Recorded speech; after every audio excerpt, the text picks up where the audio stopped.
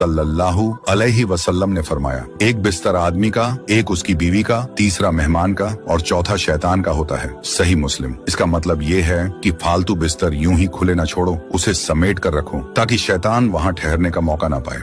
दूसरी जगह bathroom. Bathroom नापाक जगह होती है और शैतान को ऐसी जगहें बहुत पसंद हैं। इसीलिए नबी करीम सल्लल्लाहु अलैहि वसल्लम ने सिखाया, अल्लाहुम्मा इन्नी औज़ु बिका मिनल खुबुसी वल खबाइथ, यानी ए अल्लाह, मैं नापाक जिन्नात से तेरी पनाह मांगता हूँ। और याद रखो, अंदर ज्यादा देर ना बैठो, बिना जरूरत बात ना करो और दरवाजा हमेशा बंद रखो। तीसरी जगह बिखरे हुए कपड़े। कुछ रिवायतों में आता है कि खुले और बिखरे कपड़े शैतान को पसंद होते हैं, इसलिए अपने कपड़ों को तह करके रखो, सफाई रखो, क्योंकि इस्लाम सफाई को बहुत अहमियत देता है। चौथी चीज, जानदार चीजों की तस्वीरें और मुजस्समे। रसूल अल्लाह सल्लल्लाहु अलैहि वसल्लम ने फरमाया, जिस घर में तस्वीरें होती हैं वहाँ रहमत के फरिश्ते दाखिल नहीं होते। सही बुखारी, सही मुस्लिम। तो सोचो, जहाँ फरिश्ते नहीं आएंगे वहाँ शैतान को आने से कौन रोकेगा? इसलिए घर को ऐसी चीजों से बचाओ। पांचवी जगह, आग जलाने की जगह। जिन्नात आग से पैदा किए गए हैं और आग वाली जगहों की तरफ उनका रुझान होता है, इसलिए चूल्हा जलाते और बुझाते वक्त बिस्मिल्लाह जरूर कहो। और अब सबसे जरूरी बात, अपने घर को महफूज कैसे रखो? सोने से पहले आयतुल कुर्सी पढ़ो। रसूल अल्लाह सल्लल्लाहु अलैहि वसल्लम ने बताया, इससे शैतान पास नहीं आता। घर में सूरह बकरा पढ़ो,